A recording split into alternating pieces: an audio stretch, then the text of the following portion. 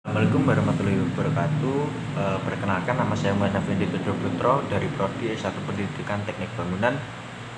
Adanya dibuat video ini yaitu untuk melengkapi tugas pendidikan agama Islam offering E24. Di sini saya akan menjelaskan mengenai bab kelima, yaitu pernikahan atau ikhtiar mewujudkan keluarga berkah. Cinta dan fitrah manusia untuk menikah. Yang pertama yaitu ada cinta dan pernikahan. Ketika suatu saat hati seseorang tiba-tiba berbunga-bunga, rasanya tidak karuan, pikiran tidak bisa konsentrasi, dan hati berdebar-debar. Saat sebuah nama disebut sering tersenyum sendiri-sendiri, berarti orang tersebut sedang jatuh cinta. Karena itulah sebagian tanda-tanda cinta tidak memudah memahami arti cinta, sebab ada bermacam-macam cinta. Yang pertama yaitu cinta monyet, cinta pertama, dan juga cinta sejati. Menurut ajaran Islam, perasaan cinta akan membawa kebaikan pada manusia bila disalurkan hanya dalam bingkai pernikahan. Di luar pernikahan, semua bentuk hubungan cinta laki-laki dan perempuan adalah terlarang. Sebab orang yang sedang jatuh cinta umum diketahui bahwa mereka seringkali menyalurkan perasaan cintanya dengan cara selalu berada di dekat dengan sang pujaan hati, saling memandang, berbicara, berdua, bahkan mungkin lebih dari itu. Karena dapat menimbulkan dampak negatif bagi individu, keluarga, maupun masyarakat. Termasuk dalam kategori cinta yang dilarang Islam adalah cinta kepada sesama jenis, atau yang populer disebut homoseksual atau liwat dalam bahasa Arab. Ironisnya, perilaku yang pernah terjadi pada umat Nabi Lut ini sekarang banyak dipraktikkan orang-orang barat dan juga Indonesia. Padahal Quran surat Al-A'raf ayat 80-84 disebutkan azab yang dahsyat ditimpakan kepada kaum Nabi Lut yang berperilaku homoseksual. Selain itu, para ulama sangat mengutuk dan mengecam mengharamkan homoseksual sebab ia dipandang sangat menjijikan dan bertentangan dengan kodrat dan tabiat manusia. Selanjutnya yaitu ada fitrah manusia untuk menikah. Secara bahasa, kata nikah berarti berhimpun. Secara sinonim, Al-Quran juga menggunakan kata zawaja yang bermakna menjadikan berpasangan. Hal ini dikarenakan pernikahan menjadikan seseorang memiliki pasangan. Sedangkan secara istilah, menurut Undang-Undang Perkawinan Nomor 1 Tahun 1974, pernikahan adalah ikatan lahir batin antara seorang pria dengan seseorang wanita sebagai suami istri dan tujuan membentuk keluarga yang bahagia dan kekal berdasarkan keutuhan Yang Maha Esa. Menikah atau lebih tepatnya berpasangan adalah naluri seluruh makhluk termasuk manusia. Al-Quran pun beberapa kali mengulang tabiat ini, antara lain dalam surat Al-Zariyat ayat 49, Asyura ayat 11, dan Yasin ayat 36. Dalam Quran surat Yasin disebutkan, Maha Suci Allah telah menciptakan semua pasangan baik dari apa yang tumbuh di bumi dan jenis mereka atau manusia maupun dari makhluk-makhluk yang banyak mereka ketahui. Setiap manusia, laki-laki maupun perempuan, wajar menginginkan memiliki pasangan. Sebelum dewasa, dorongan ini umumnya sudah timbul dan menjadi amanat kuat saat manusia mencapai kedewasaannya. Agar dorongan berpasangan yang kuat ini dapat tersalurkan dengan benar membawa efek positif, maka Islam mensyariatkan dijalaninya berpasangan tersebut dalam bingkai pernikahan. Dari bentuk hubungan yang sah, inilah kemudian akan muncul rasa tentram atau sakinah pada laki-laki dan perempuan, sebagaimana disebutkan dalam Quran surat Al-Rum ayat 21. Dan di antara tanda-tanda kekuasaannya ialah Dia yang menciptakan untukmu istri-istri dan dari jenismu sendiri, supaya kamu cenderung dan merasa tentram kepadanya, dan dijanjikannya di antaramu rasa kasih sayang. Sesungguhnya pada yang demikian itu benar-benar terdapat tanda bagi kaum yang berpikir. Selanjutnya yaitu ada hikmah pernikahan. Tujuan pernikahan dalam Islam menurut Azam dan Hawas adalah tidaklah sekedar pada pemenuhan nafsu seksual, tetapi memiliki tujuan-tujuan yang penting yang berkaitan dengan aspek sosial, psikologi, dan agama. Di Di antara tujuan pernikahan yang terpenting adalah sebagai berikut. Yang pertama yaitu memelihara keberlangsungan manusia. Pernikahan berfungsi sebagai sarana untuk memelihara keberlangsungan manusia, alat reproduksi dan regenerasi dari masa ke masa. Dengan pernikahan manusia dapat memakmurkan hidup dan melaksanakan tugas sebagai khalifah Allah. Selanjutnya yaitu ada pernikahan adalah tiang keluarga yang teguh dan kokoh. Menurut Al-Ghazali, nikah memiliki beberapa faedah, diantaranya dapat menyegarkan jiwa, hati dan tenang, dan memperkuat ibadah. Jiwa manusia bersifat mudah bosan dan jauh dari kebenaran jika bertentangan dengan karakternya. Kasih sayang dan bersenang-senang dengan istri akan menghilangkan rasa sedih dan menghibur hati. Selanjutnya yaitu mengontrol hawa nafsu. Nikah menyalurkan nafsu manusia dengan cara yang benar, melakukan kebaikan kepada orang yang lain, dan melaksanakan hak istri dan anak-anak mendidik mereka. Nikah dapat menjaga diri manusia dan menjauhkan dari pelanggaran yang diharamkan agama, sebab menikah diperbolehkan masing-masing pasangan untuk melakukan hajat biologisnya secara halal dan mubah. Karena rahasia pernikahan yang tinggi inilah, Islam menganjurkan pernikahan dan mendorong para pemuda agar menikah. Sebagaimana dalam hadis sahih yang diriwayatkan Ibnu Mas'ud bahwa Rasulullah bersabda, "Wahai para pemuda, barang siapa di antara kalian ada kemampuan untuk biaya menikah, maka menikahlah. Sesungguhnya ia lebih memejamkan pandangan mata, lebih memelihara faraj atau alat kelamin, dan juga barang siapa yang tidak mampu hendaknya berpuasalah. Sesungguhnya ia sebagai perisai baginya." Yang ke materi B, ya ini ada kriteria pendampingan hidup dan ikhtiar mencarinya. Yang pertama yaitu kriteria ideal pendamping hidup. Remaja atau orang dewasa memilih pendamping hidup didasari oleh sejumlah pertimbangan atau variabel tertentu. Pada umumnya orang-orang cenderung memilih kekayaan, kedudukan, atau fisik yang rupawan sebagai prioritas utama dalam menentukan pendamping hidup mereka. Namun, cara pandang materialistik untuk meraih kebahagiaan pernikahan ini ditentang oleh agama Islam. Dalam sebuah hadis, Rasulullah SAW menyampaikan, "Barang siapa yang kawin dengan perempuan karena hartanya maka Allah akan menjadikannya fakir. Barang siapa kawin dengan perempuan karena keturunannya, maka Allah akan menghinakannya.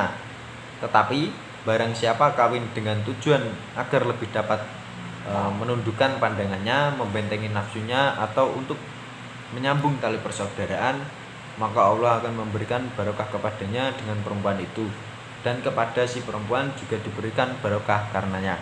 Hadis riwayat Ibnu Hibban. Dalam kesempatan lain, Rasulullah SAW bersabda, "Jauhilah olehmu Quadra Udiman." Beliau ditanya, "Wahai Rasulullah, apakah Quadra Udiman itu?" Beliau bersabda, "Wanita cantik yang tumbuh di lingkungan yang buruk." Dalam ajaran Islam, variabel yang pertama diutamakan adalah agama yang satu paket dengan akhlak yang baik. Penyebabnya adalah karena agama dan akhlak yang baik akan membawa ketenangan dan kebahagiaan di dunia dan di akhirat bagi pasangannya dan anak-anaknya. Oleh karena itu, seorang laki-laki karena nalurinya sebagai manusia boleh menjanjikan kecantikan, kedudukan, dan kekayaan menjadi syariat untuk mencari perempuan, namun itu semua tidak layak dijadikan sebagai syarat utama. Selanjutnya yaitu ada ragam ikhtiar mencari pendamping hidup. Ada beragam cara yang ditempuh seseorang untuk mendapatkan pendamping hidup. Umumnya cara yang ditempuh adalah melalui perjodohan, pacaran, persahabatan, ta'aruf, cinta pada pandangan pertama, dan melalui ilham dan intuisi. Dalam Islam, cara mencari jodoh yang disyariatkan adalah ta'aruf. Secara bahasa, ta'aruf adalah perkenalan. Dalam istilah, ta'aruf adalah proses pertemuan atau perkenalan seseorang pria dan wanita dalam suasana terhormat, ditemani pihak ketiga dengan tujuan mencari pendamping hidup. Dalam prosesnya ta'aruf, pihak pria dan wanita dipersilahkan saling menanyakan berbagai hal yang ingin diketahui, terutama terkait dengan keinginan masing-masing nanti, dan menjalani pernikahan agar tidak menimbulkan kekecewaan di lain hari. Masing-masing pihak harus diwajibkan berkata jujur. Saat ta'aruf, masing-masing pihak diperbolehkan, bahkan disarankan untuk melihat wajah calon pendamping dengan seksama. Hal ini dimaksudkan untuk menimbulkan kemantapan pada mereka. Para remaja muslim, utamanya yang siap menikah, hendaklah berhati-hati saat menentukan cara menemukan jodoh. Pernikahan adalah wahana suci untuk melaksanakan perintah Allah. Oleh karena itu, sangat penting diawali dengan cara yang baik dan benar, sebab hal ini merupakan bekal positif untuk mengurangi hidup berumah tangga. Metode yang jelas halal adalah ta'aruf. Adapun pacaran tidak perlu dipilih karena jelas haram menurut Islam. Yang selanjutnya yaitu menjaga ifah atau kesucian diri dengan tidak pacaran dan tidak berzina. Yang pertama yaitu katakan tidak pada pacaran. Dalam rangka memberikan penilaian yang objektif tentang pacaran, perlu dibahas terlebih dahulu keuntungannya dan kerugian pacaran. Berikut adalah sebuah keuntungan dan kerugian pacaran menurut hasil diskusi di situs internet. Yang pertama yaitu keuntungan pacaran. Yang pertama, belajar mengenal karakter lawan jenis. Yang kedua, mendapatkan perhatian lebih dari orang lain, yaitu pacar. Yang ketiga, mudah menemukan tempat atau menyampaikan keluhan, unek-unek atau curhat. Yang keempat, memiliki tempat berbagai di saat suka maupun duka. Yang kelima, tidak kesepian karena ada yang setia menemani kapanpun dan dimanapun. Yang keenam, ada yang mentraktir makan, minum, pulsa, dan sebagainya. Yang ketujuh, antar jemput atau ojek gratis. Yang terakhir yaitu agar saling mengenal, agar dia tidak menyesal telah memilihnya.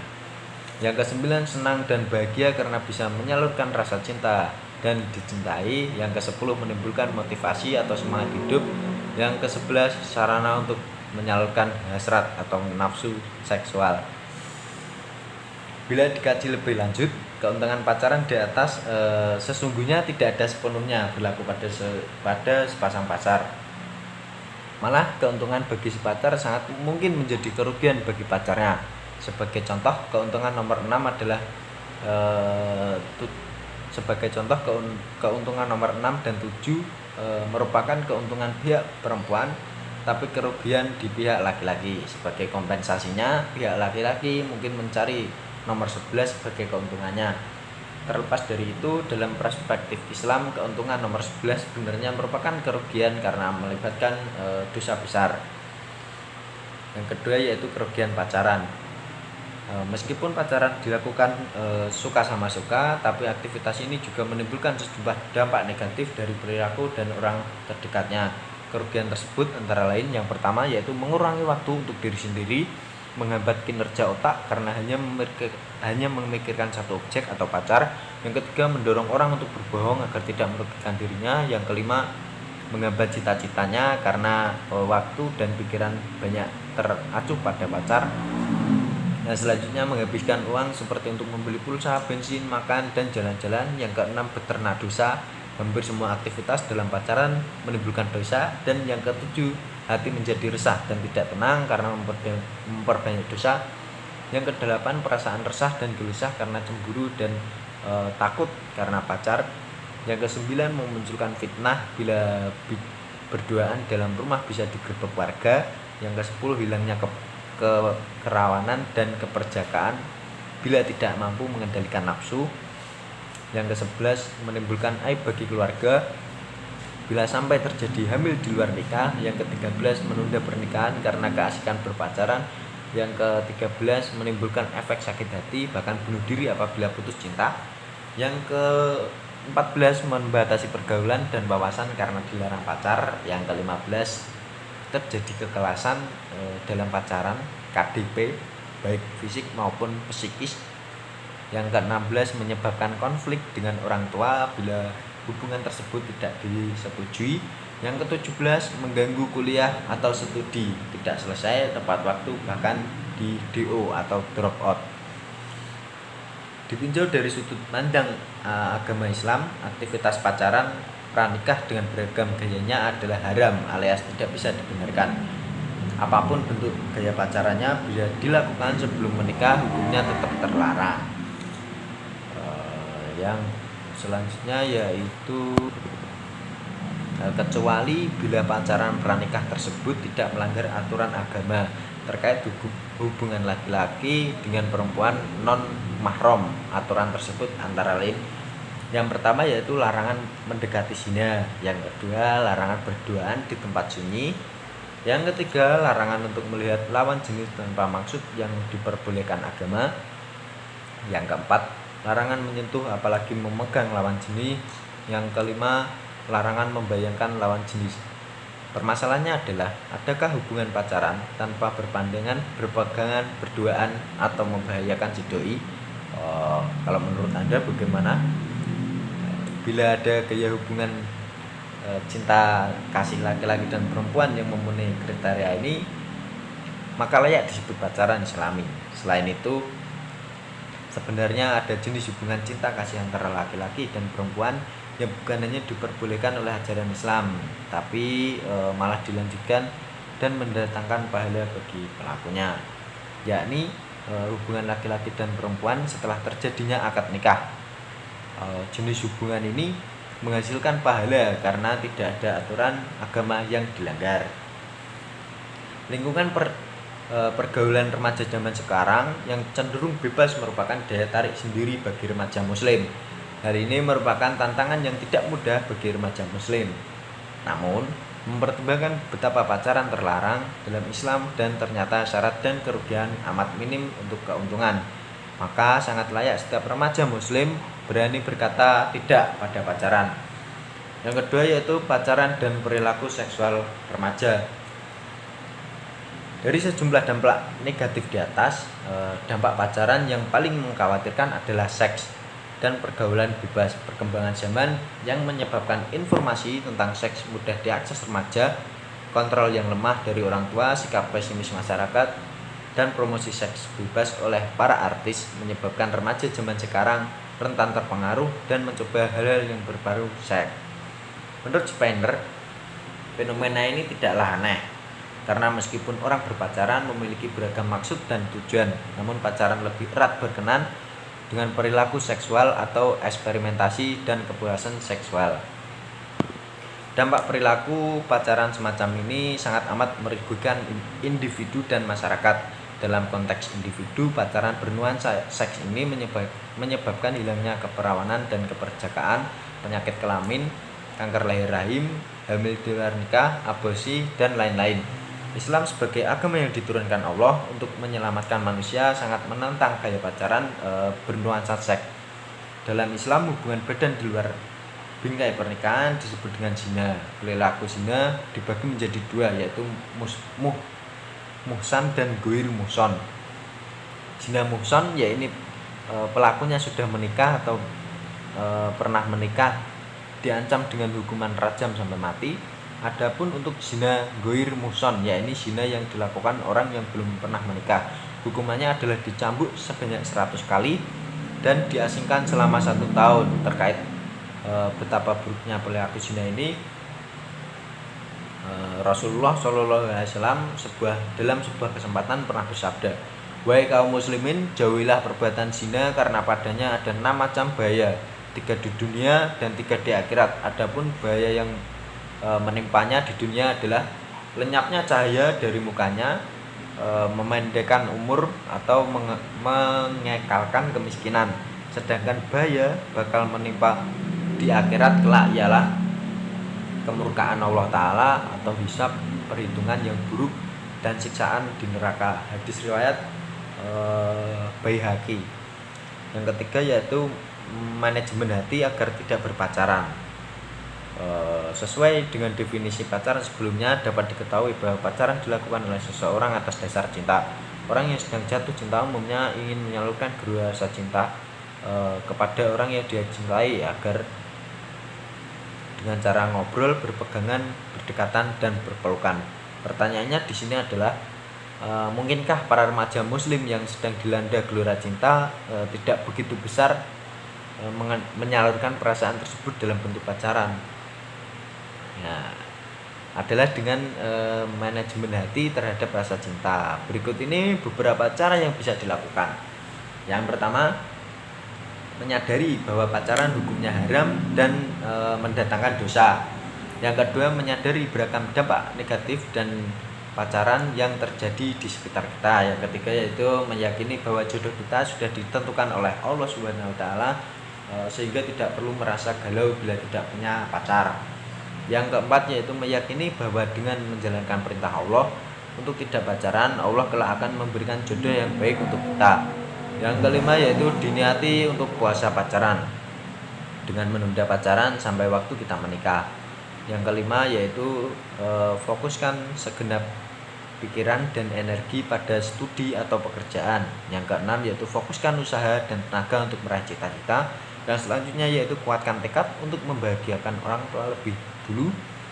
Yang terakhir yaitu agar tidak kesepian, bertemanlah dengan banyak orang baik. Upayakan untuk memiliki sahabat dekat sebagai teman, berbagi cerita dan rasa suka duka. Selanjutnya yaitu meraih keluarga berkah dalam dunia pernikahan. Dalam bahasa Arab, barokah atau berkah bermakna tetapnya sesuatu dan bisa juga bermakna bertambah atau berkembangnya sesuatu. Sebuah kenikmatan dipandang berkah bila meningkatkan kebaikan orang yang memiliki nikmat tersebut. Selanjutnya yaitu ada ciri-ciri keluarga berkah. Berdasarkan makna berkah di atas, dalam konteks perkawinan, keluarga berkah adalah keluarga yang baik yang membawa kebaikan pada diri mereka dan orang lain. Di samping itu, menurut Kusnaini tahun 2006, keluarga berkah juga ditandai dengan makin meningkatnya kualitas keimanan para anggota keluarga tersebut. Hal ini berarti keluarga yang berkah menjadikan syariat Islam sebagai pedoman hidup atau ridho Allah sebagai tujuan. Yang kedua yaitu ada upaya meraih keluarga berkah. Secara garis besar ada beberapa hal penting yang harus diperhatikan untuk mewujudkan keluarga yang baik dan mendatangkan kebaikan. Hal itu adalah yang pertama yaitu sebelum menikah. Yang kesatu yaitu menata niat menikah, yaitu untuk meraih ridho Allah. Yang kedua tidak berpacaran, yaitu mencari calon pendamping hidup melalui cara yang diperbolehkan agama Islam.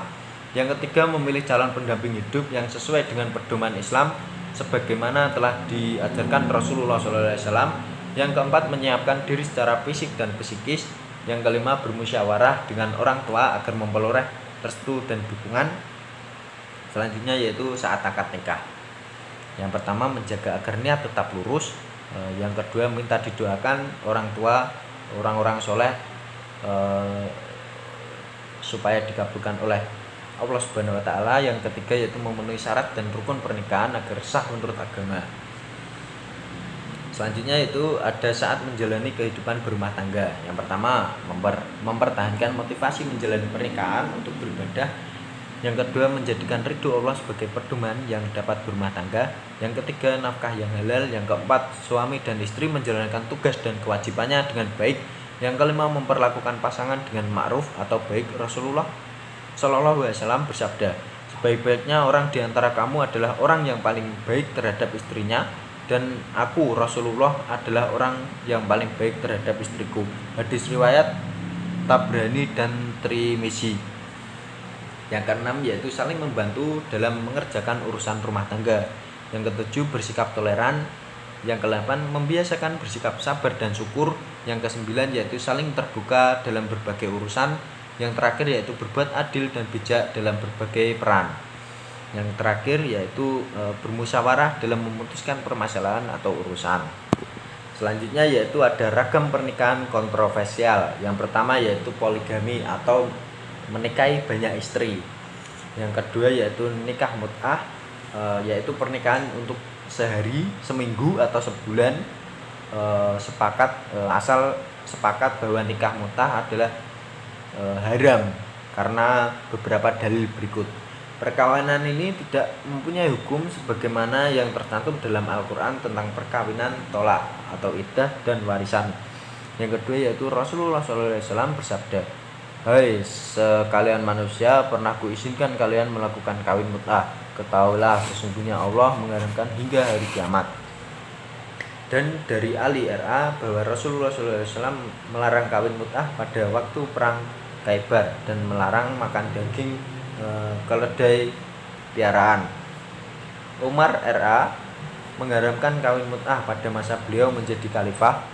Al-Khattab menyatakan keharaman mut'ah berdasarkan 5 kesepakatan ulama, dan yang terakhir yaitu karena mut'ah dilakukan untuk melampiaskan syahwat dan tidak untuk menghasilkan keturunan, maka kawin mut'ah merupakan zina dari segi tujuan bersenang-senang saja. Perkawinan beda agama. Wanita muslim tidak halal berkawin dengan laki-laki yang bukan muslim, baik ia seorang musyrik, Hindu, ahli kitab, atau beragama lainnya, karena orang yang laki-laki mempunyai hak kepemimpinan bagi istrinya dan istri wajib taat kepadanya. Maka tidak boleh orang kafir atau musyrik menjadi pemimpin dan menguasai wanita muslimah. Al-Jamal ayat tahun 1999 ayat 265. As-Saibuni 2008 ayat 113 menyatakan haramnya seorang laki-laki menikahi wanita non-muslim berdasarkan firman Allah Subhanahu wa taala. Dan janganlah kamu berpegang pada tali perkawinan dengan perempuan-perempuan kafir-kafir itu, untuk menunjukkan diharamkannya menikah dengan perempuan kafir atau musyrik. Ayat tersebut sama dengan ayat janganlah kamu menikah dengan perempuan-perempuan musyrik kecuali mereka telah beriman. Quran surat Al-Baqarah ayat 221. Saya kira cukup sekian penjelasan mengenai modul bab 5 dari saya. Apabila ada kurang lebihnya mohon maaf. Wassalamualaikum warahmatullahi wabarakatuh. Terima kasih.